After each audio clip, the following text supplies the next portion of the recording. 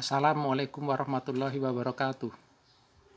Para siswa SMA di seluruh Nusantara, selamat berjumpa dengan channel saya yang akan mengajarkan ilmu-ilmu pengetahuan kepada kalian. Dan pada kesempatan kali ini, saya akan memberikan materi tentang bagaimana cara menyetarakan reaksi redoks dengan metode bilangan oksidasi. Untuk menyetarakan reaksi redoks itu banyak cara yang bisa digunakan, dan salah satunya ini adalah cara bilangan oksidasi. Dan masih ada cara-cara lain, cara setengah reaksi atau cara reaksi yang akan saya jelaskan pada video-video yang lain. Dan untuk kesempatan kali ini akan saya jelaskan bagaimana cara menyetarakan reaksi redoks dengan metode bilangan oksidasi. Banyak yang menganggap bahwa penyetaraan reaksi redoks itu sulit, tetapi sebenarnya tidaklah terlalu sulit. Asal kalian bisa memahami langkah-langkahnya, maka menyetarakan reaksi redoks itu mudah. Oleh karena itu, pada video ini saya akan jelaskan langkah per langkah agar dapat kalian pahami dengan baik. Baik, kita langsung kepada soal. Di sini kita diminta untuk menyetarakan reaksi redoks dengan menggunakan metode bilangan oksidasi dari reaksi MnO4 negatif tambah H2C2O4 tambah H positif menghasilkan Mn2 positif tambah CO2 tambah H2O.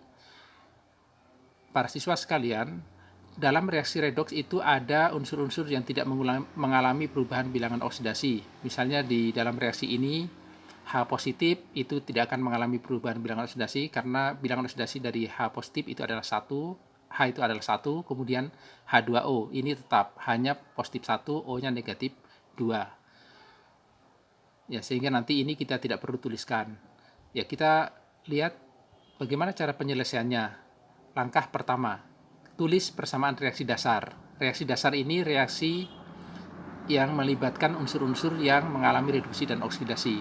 Ya, MnO4 negatif, kemudian H2C2O4, kemudian Mn2 positif dan CO2. Ini kita tulis. Sementara H positif dan H2O-nya tidak usah kita tulis. Kenapa tidak usah? Karena dia tidak mengalami perubahan bilangan oksidasi atau tidak mengalami reaksi redoks. Kemudian kita masuk ke langkah kedua. Langkah ini tentukan bilangan oksidasi masing-masing unsur dan setarakan unsur yang mengalami perubahan bilangan oksidasi dengan menambah koefisien yang sesuai. Jadi, saya harapkan kalian sudah bisa menentukan bilangan oksidasi sebelum mengikuti materi pelajaran ini. Ya, kita lihat bilangan oksidasi masing-masing. O itu dalam senyawa selalu negatif 2, dikali 4 berarti negatif 8. Nah, sekarang negatif 8 ditambah berapa supaya sama dengan negatif 1? Itu ditambah positif 7, sehingga Mn punya bilangan oksidasi positif 7. Kemudian begitu juga di sini, O negatif 2 dikali 4, negatif 8.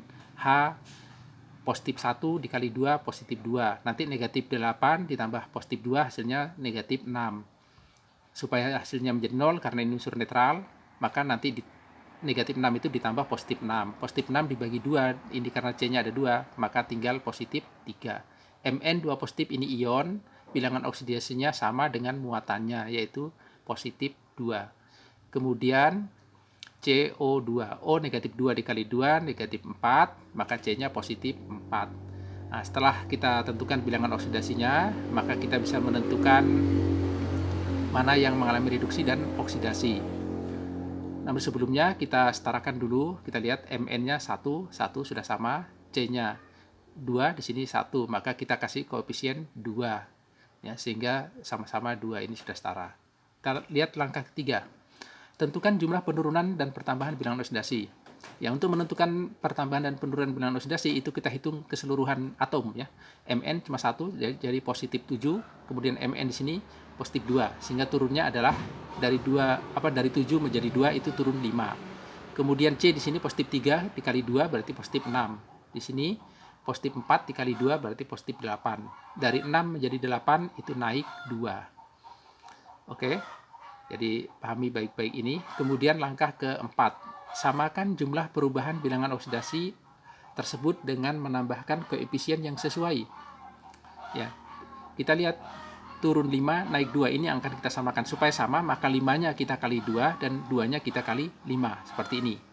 Jadi 5 dikali 2, 2-nya dikali 5.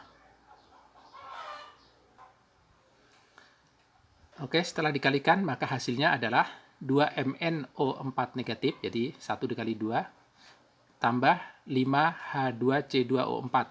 Jadi 1 dikali 5, hasilnya 5. Begitu juga di sini, menjadi 2Mn2 positif dan 10CO2. Setelah ini kita masuk langkah kelima, samakan muatan dengan menambah ion H positif pada ruas yang kelebihan muatan negatif. Ya, kita lihat di sini dulu. Ini muatannya adalah 2 negatif. Di sini 2 kali 2 positif berarti sama dengan 4 positif. Nah, sekarang 2 negatif yang ini ditambah berapa supaya sama dengan 4 positif, yaitu ditambah 6 positif. Sehingga pada ruas yang sebelum reaksi, ruas ini kita berikan 6H positif. Ya. Setelah ditambah 6H positif, maka nanti muatannya sama. 6 positif dikurang 2 itu 4 positif. Dan di sini 2 positif dikali 2, 4 positif. Jadi muatannya sudah sama. Kemudian langkah ke-6, setarakan jumlah atom H dengan menambah H2O pada ruas yang kekurangan atom H. Ya, kita lihat. Di sini ada 6H positif. Di sebelah sini tidak ada ya. Di sini ada 6H positif ditambah 5 kali 2 berarti 10. Berarti jumlahnya semuanya adalah 16. 5 kali 2 10 tambah 6, 16. Sementara di sini tidak ada H. Ya. Maka di ruas yang di sini nanti kita tambahkan H2O sebanyak 8 seperti ini. 8H2O. 8 kali 2 itu 16. Sehingga jumlah H-nya sama ya. Setelah itu kita periksa. Ya, kita periksa langkah ke-7, periksa kesetaraan jumlah muatan dan jumlah atom. Kita periksa dulu muatannya. Di sini min negatif 2 ya, negatif 2 ditambah positif 6 atau 6 positif, hasilnya 4 positif. Di sini 2 dikali 2 positif, hasilnya 4 positif. Jadi untuk muatannya sudah setara. Sekarang kita periksa jumlah atomnya, Mn. Mn di sini 2. Di sebelah tanda panah yang di sini juga 2. Sehingga sudah setara. O-nya kita lihat. O di sini 4 dikali 2, 8 ditambah 4 dikali 5, 20, berarti jumlahnya 28. Sementara di sebelah sini 2 dikali 10 itu 20 ditambah 1 kali 8, 8 berarti jumlahnya 28. Sehingga ini 28 sudah setara. Kemudian H. 5 dikali 2, 10. Ditambah 6, 16. Di sini 8 dikali 2, 16. Berarti setara. Kemudian kita lihat C-nya lagi. C di sini 2. Dikali 5. Berarti 10. C yang di sini 10. Dikali 1, 10. Berarti setara. Karena jumlah muatan sudah sama, jumlah atom di ruas kiri dan ruas kanan juga sudah sama, maka reaksi ini sudah setara. Oke, jadi demikian cara menyetarakan reaksi redoks dengan menggunakan metode bilangan oksidasi. Kalau kalian belum paham, maka kalian bisa mengulang-ulang video ini sampai kalian paham.